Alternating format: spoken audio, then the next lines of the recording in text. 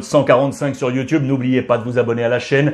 Elle est gratuite, je vous le rappelle, et activez la petite clochette pour être informé en temps réel de toutes les nouvelles notifications. Aujourd'hui, 3 grandes parties avec l'Euro, bien évidemment, jour J pour les débuts des quarts de finale. 2 gros matchs aujourd'hui avec notamment la Belgique face à l'Italie et l'équipe d'Espagne face à la Suisse. C'est décrypté dans cette édition. Mais la première partie, c'est le mercato. Avec cet homme, Sergio Ramos, depuis quelques heures, vous le savez, on l'annonce comme le hot deal du jour. Il pourrait rejoindre le Paris Saint-Germain dans les prochaines heures. On va ouvrir la presse internationale ensemble avec notamment le quotidien espagnol Marca. Ramos, Destino Paris, le destin Paris pour lui avec cette photo comme symbole. Ce n'est pas la photo de son déplacement à Paris, hein, c'est une photo lors de l'un de ses voyages avec le Real Madrid avec cette petite valise pour prendre la direction du Paris Saint-Germain. 716 matchs de Ramos comme professionnel. 716 matchs comme professionnel, dont 180 comme international avec l'Espagne. C'est l'expérience de Sergio Ramos qu'on va venir prendre là avec le Paris Saint-Germain. Cette notion de galactique, lui qui a commencé avec les Zizou, les Ronaldo, les Beckham, les Figo et qui là pourrait retrouver ainsi les Neymar, Mbappé, Di Maria, lui-même un galactique. Voilà sa carrière jalonnée de ces grands noms, bien évidemment, dans les colonnes de As également, avec ce même titre pour retrouver cette image encore, avec cette association peut-être future avec Neymar. Ramos veut rejoindre Paris, c'était aujourd'hui dans les colonnes du Parisien aujourd'hui en France. On nous parle de plusieurs difficultés aussi peut-être pour Paris avec la notion de salaire. C'est un gros salaire, l'ami Sergio Ramos. Il ne faut pas dérégler le fair play et l'équilibre financier du Paris Saint-Germain, ne pas dérégler également l'équilibre entre les salaires au sein même du groupe Paris et activer peut-être quelques réticences du côté des joueurs du PSG. Lui en tout cas veut se relancer, vous le savez, pour la Coupe du Monde et le Mondial 2022 au Qatar. Il n'est pas dans les plans de Luis Enrique pour cet Euro, ça vous le savez, c'était la grande information de ce groupe Luis Enrique. Il veut se relancer ainsi en signant à Paris. Attention parce que ces arrivées, celles de Ramos, on pense à celles également de Donnarumma. Dans les colonnes du Parisien, notre confrère Dominique Sévra qui le dit, ces possibles arrivées qui crispent le vestiaire. Et bien évidemment, certains voient d'un mauvais œil l'arrivée de grands classiques comme ça qui pourraient les priver. Pourquoi pas d'une position de titulaire. Je pense à Navas avec Donnarumma. Bien évidemment, on pense également à Ramos avec des joueurs notamment comme Presnel Kimpembe du Paris Saint-Germain. Ça, c'est une affaire à suivre.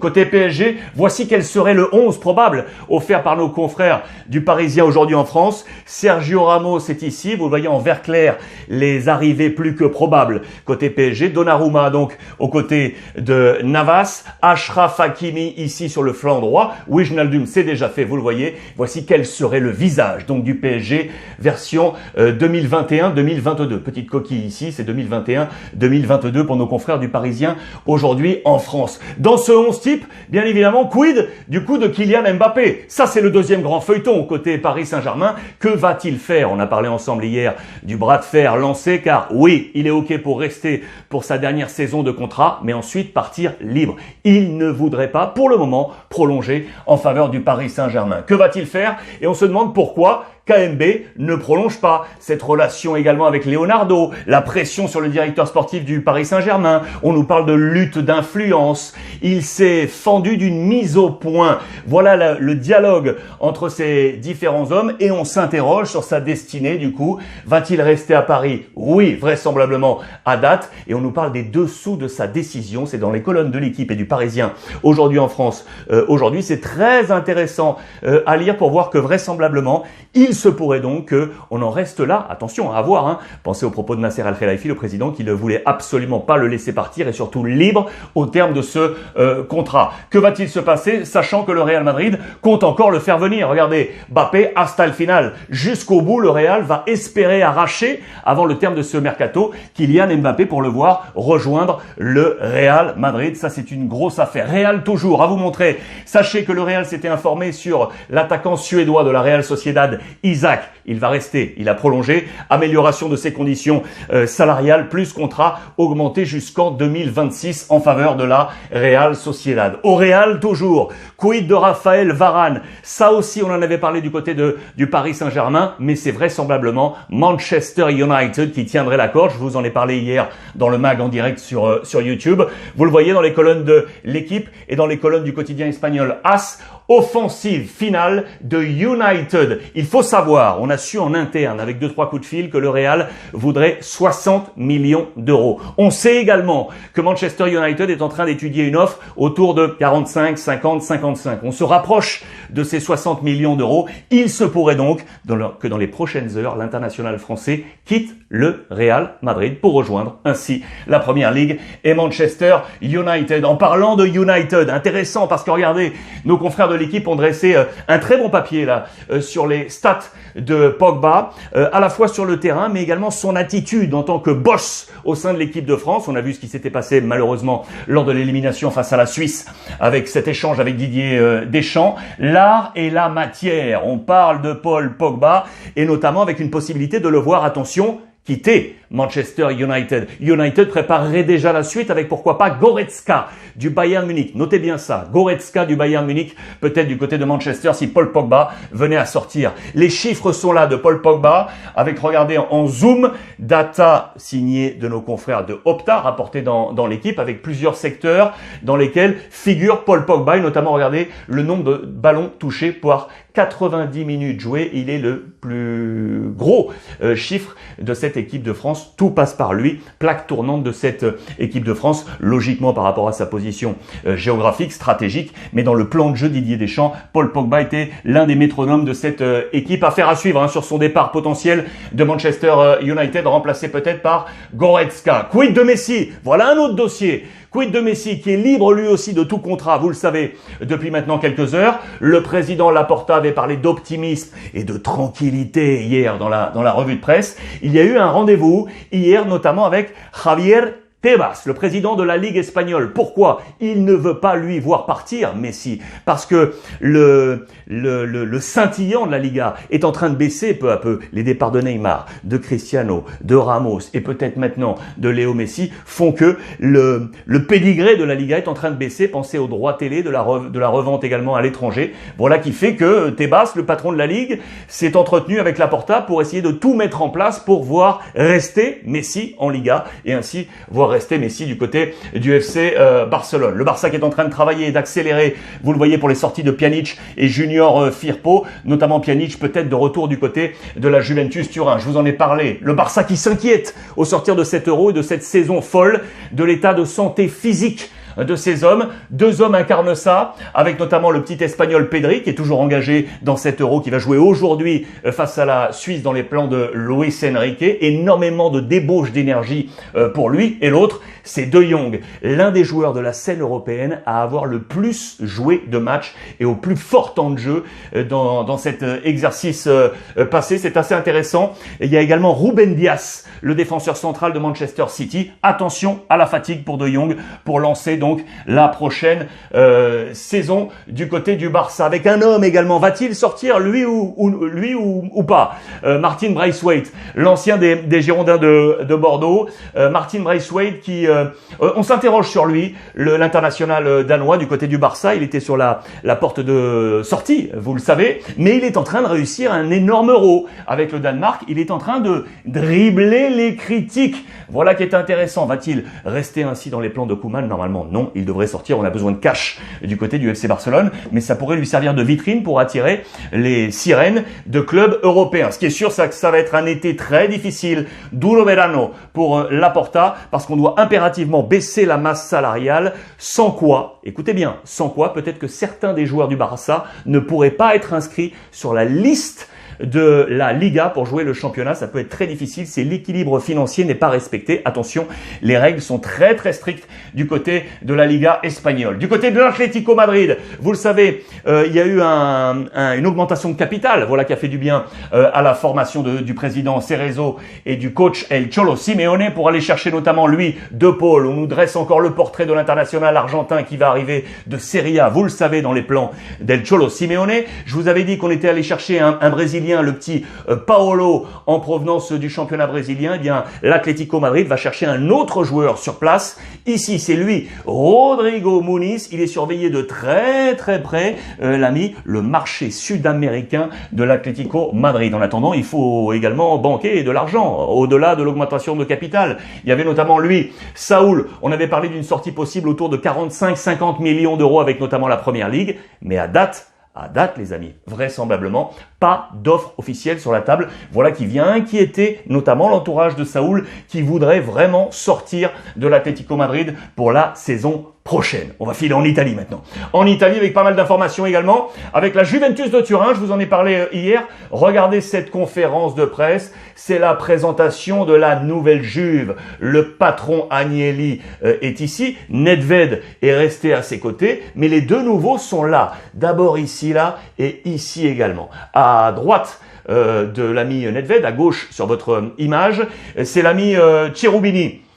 Lui, le nouveau patron du football, le nouveau directeur en gros sportif et l'administrateur délégué, c'est lui, Arriva Bene. Voilà le nouvel organigramme de force exécutif du côté de la Juventus de Turin qui, vous le savez, en parlant d'augmentation du capital, a vu arriver une somme colossale de 400 millions d'euros dans les trésors de la Juve pour pouvoir travailler sur le marché des transferts et notamment le gros dossier Locatelli et savoir si on conserve Cristiano Ronaldo aux côtés de Dybala qui sera au cœur du schéma de Max Allegri pour la saison prochaine. Du côté de Milan, vous le savez, et là c'était également un gros dossier, l'affaire Tonali qui appartient toujours à Brescia. Milan a déjà payé quelques échéances pour le voir venir. Ça y est, ça semble être entendu. Il y a eu une réunion ces dernières heures, il y en aura une autre aujourd'hui pour faire que Brescia finalement dise oui à Milan. Tonali pourrait rester milanais dans la balance. Colombo pourrait être un joueur qui intéresse grandement Brescia. Voilà qui fait que la jeune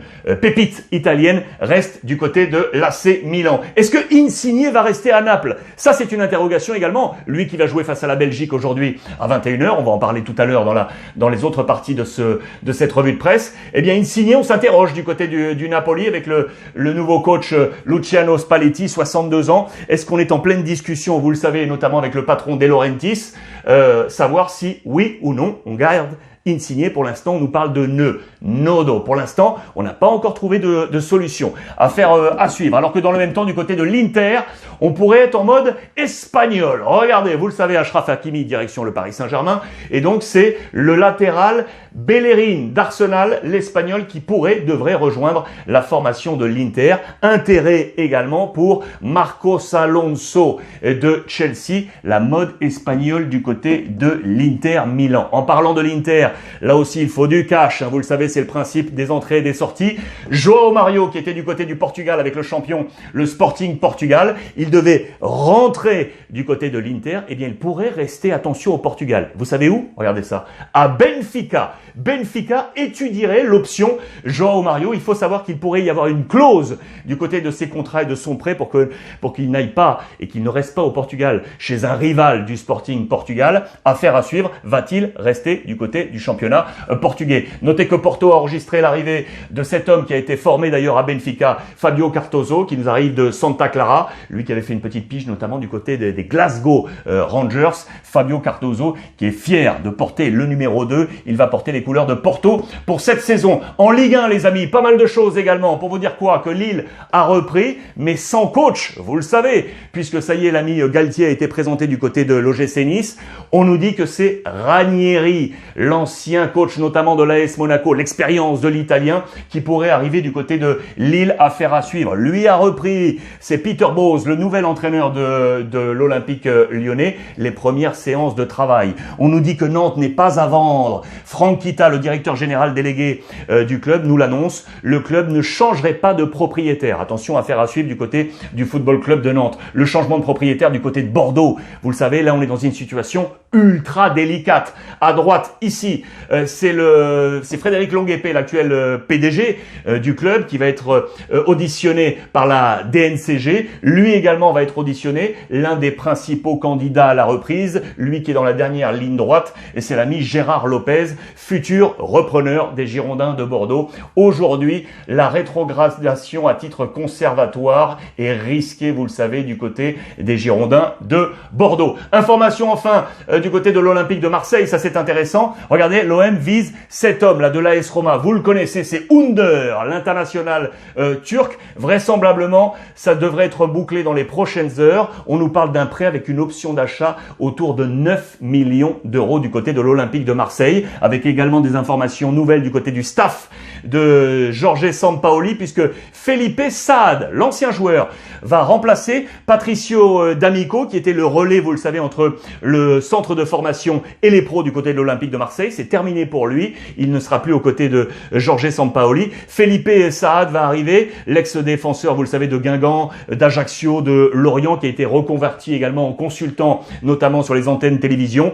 Eh bien, Jorge Sampaoli l'a beaucoup aimé, notamment pour sa capacité de traduction, et oui, internationale, avec le groupe pro. Il va intégrer le staff de Sampaoli, où Pancho Abardonado reste aux côtés de Sampaoli. Voilà pour les informations olympiques de Marseille. L'ADER du côté du Mercato, pour vous montrer ça du côté de Bild en Allemagne, avec, vous le savez, le transfert de Jadon Sancho du Borussia Dortmund, qui va prendre la direction de Manchester United, l'international anglais. Et on nous dresse les ventes sur ces derniers temps du Borussia Dortmund. Regardez, c'est très intéressant. Le top 10 des ventes pour 544 millions d'euros. 544 millions d'euros. Jadon Sancho, avec ses 85 millions pour Manchester United, est à la deuxième position. C'est toujours Ousmane Dembélé qui est en numéro 1 ici, avec 135 millions d'euros. Ce transfert en 17-18 pour le FC Barcelone. Regardez les autres noms, avec notamment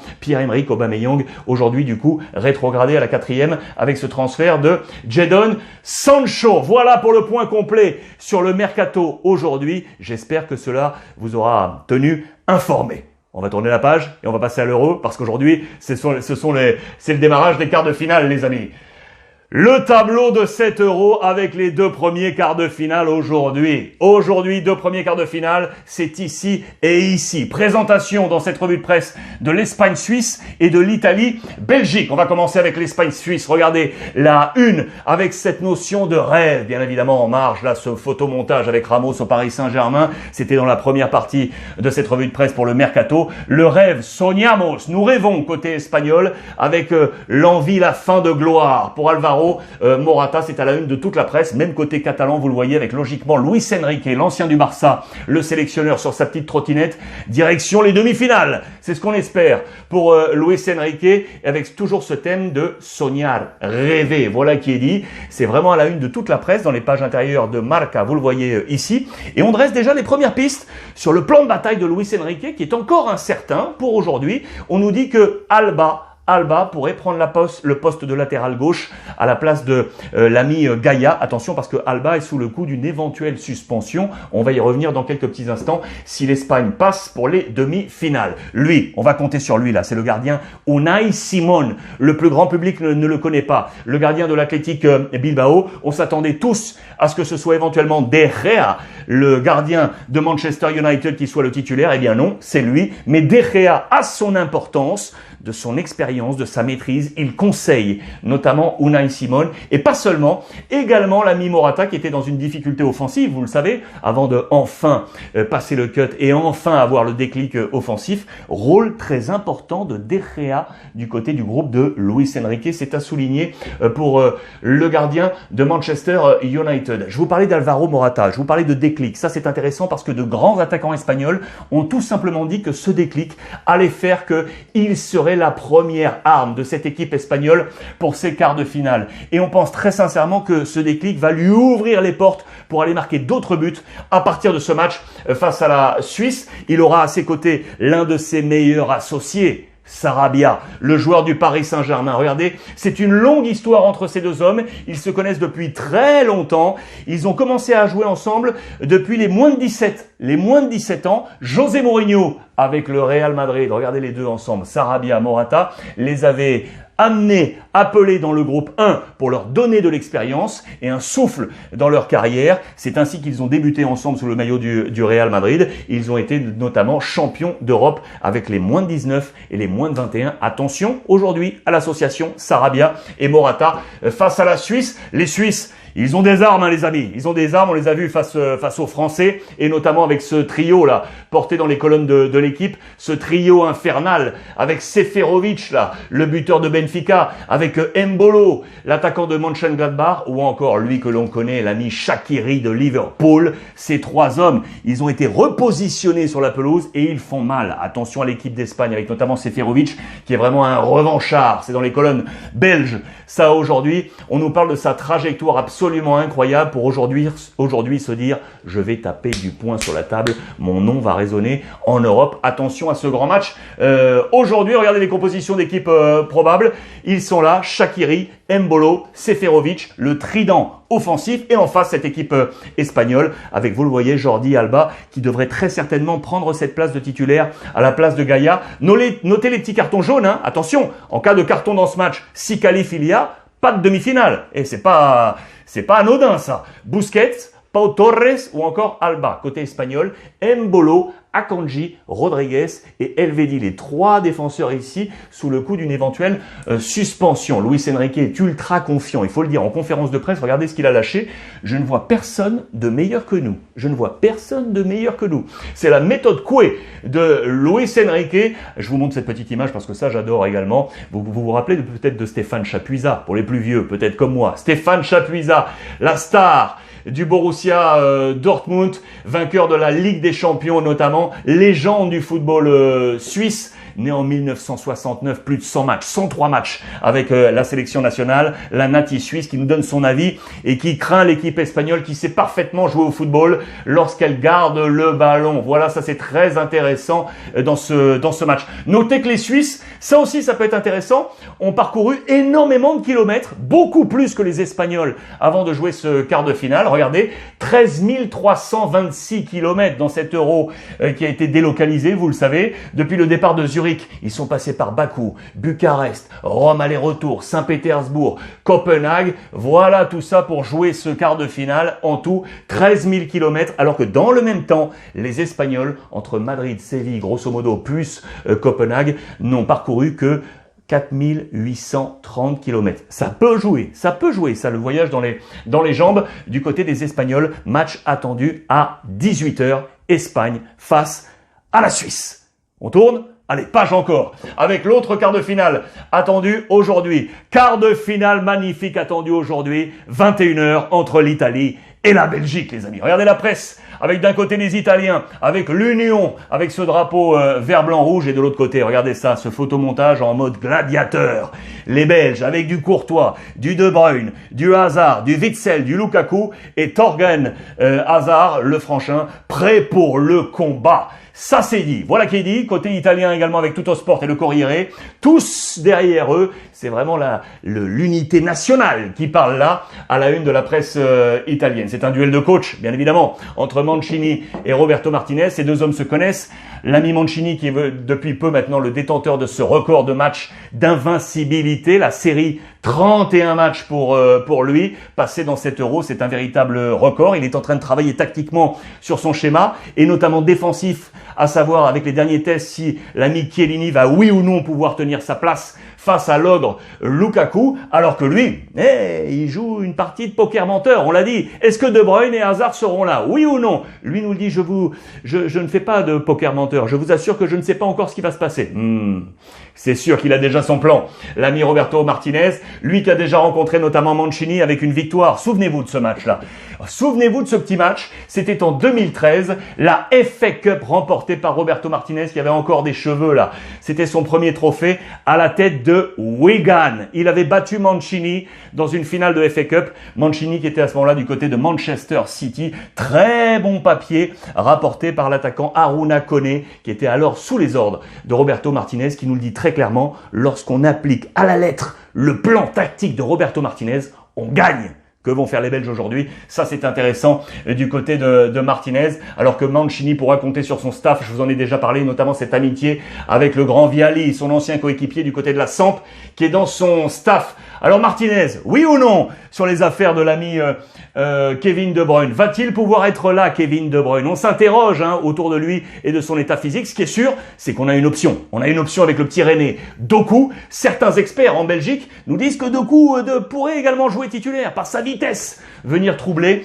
la défense de la sélection italienne. Lui, c'est sûr, il va être au centre de ce match. C'est l'ami Witsel. Il va falloir être courageux avec le ballon. Witsel qui pourrait avoir un rôle un poil différent, peut-être un rôle un peu plus défensif dans ce match. C'est lui-même qui le dit pour ce match très attendu. Sur le plan offensif, Hazard, titulaire ou pas? S'il ne l'est pas, c'est lui qui va jouer. Carrasco, le joueur de l'Atlético Madrid. Ça, c'est très sympa. Regardez, c'est son épouse, ex-Miss Belgique 2013, qui nous en parle de cette rage qu'il a au fond de lui. Une rage, mais pas un rageux. Regardez, ça, c'est intéressant, la notion. Sur le banc, Yannick a la rage, mais ce n'est pas un rageux. Vous aurez noté la différence pour Yannick Ferreira Carrasco, qui va jouer son va-tout dans ce match. Si Hazard n'est pas à 100%, c'est lui qui devrait être titulaire.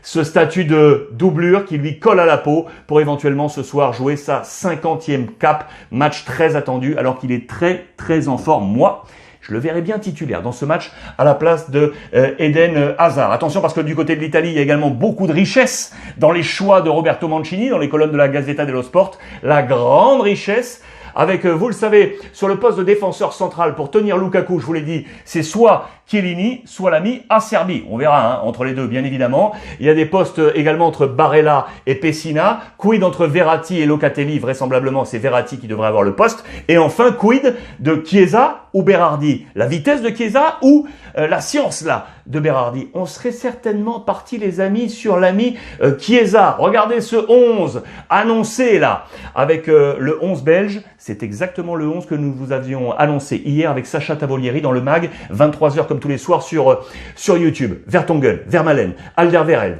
Thorgan Hazard, Witsel, Tielemans, Meunier, De Bruyne, Lukaku et donc Carrasco, vous le voyez ici. Et cette incertitude pour les Belges, on verrait Berardi. Vous allez voir que pour les Italiens, c'est plutôt du Chiesa. Berardi, Immobile, Insigne, Verratti, Jorginho, Barella, Di Lorenzo, Bonucci, Chiellini, Spinazzola et Donnarumma dans les buts. Si on va plus loin du coup, pour vous montrer effectivement côté italien, on voit plutôt Chiesa. Pour le reste, ce sont exactement les mêmes formations. Du coup, les amis, et si on allait jeter un petit coup d'œil avec les copains de NetBet? Regardez les cotes du jour. C'est en train de bouger, à tout moment ça bouge. La cote actuelle de la Belgique-Italie, Belgique 3,45, 3,15 pour le match nul, 2,40 pour l'Italie qui serait en position de favori.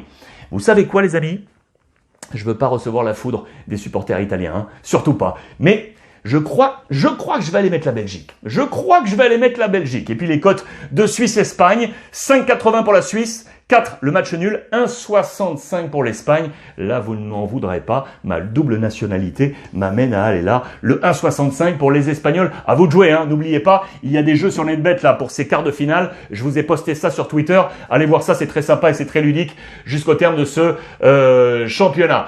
Je voulais vous montrer également ce qui se passe du côté de l'Angleterre parce que c'est demain là. L'Angleterre qui va jouer face à l'Ukraine. Et regardez ça. On fait peur en gros. On fait peur à tout le monde là. C'est ce que nous dit Grealish avec mes copains là, mes 5 lascars, que ce soit Sancho, Rashford, Sterling, Foden ou encore le petit Saka, nous faisons peur et nos adversaires dans cet Euro veulent nous scalper. Ils veulent notre peau. Mais on va la vendre très très cher. Ça, c'est ce que nous dit Grealish. Regardez dans la petite piscine là, le centre de concentration de la sélection anglaise. Tout le monde veut nous manger, on veut nous scalper, on va défendre notre peau, bec et ongles du côté de la sélection de l'ami Gareth Southgate.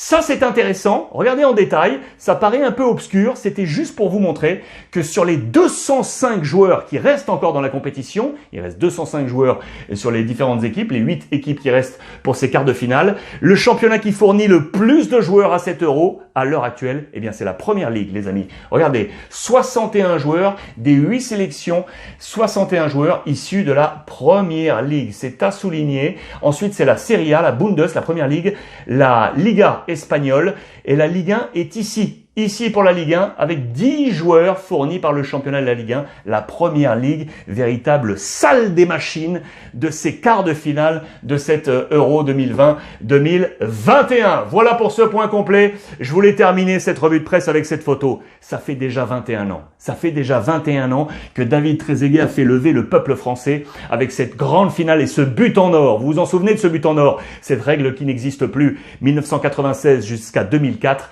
but en or lorsque, dans la prolongation, le moindre but marqué donnait la victoire définitive à cette équipe. L'équipe de France était revenue à égalité dans les derniers instants avec un but de Wiltord face à l'Italie. Et puis finalement, Trezeguet trompe Toldo pour la victoire finale pour l'équipe de France. 21 ans, le 2 juillet 2000. Bravo alors à cette équipe de France. Voilà pour le point complet les amis. Mercato et Euro. On va se retrouver bien évidemment avec les deux matchs du jour. 18h Espagne-Suisse. 21h ce match entre l'Italie et la Belgique. Et donc 23h ce soir sur YouTube en direct, le MAG pour faire le point complet. Bonne journée à vous tous les amis. On échange via le hashtag RuizClub. Et n'oubliez pas, comme tous les jours, profitez des vôtres.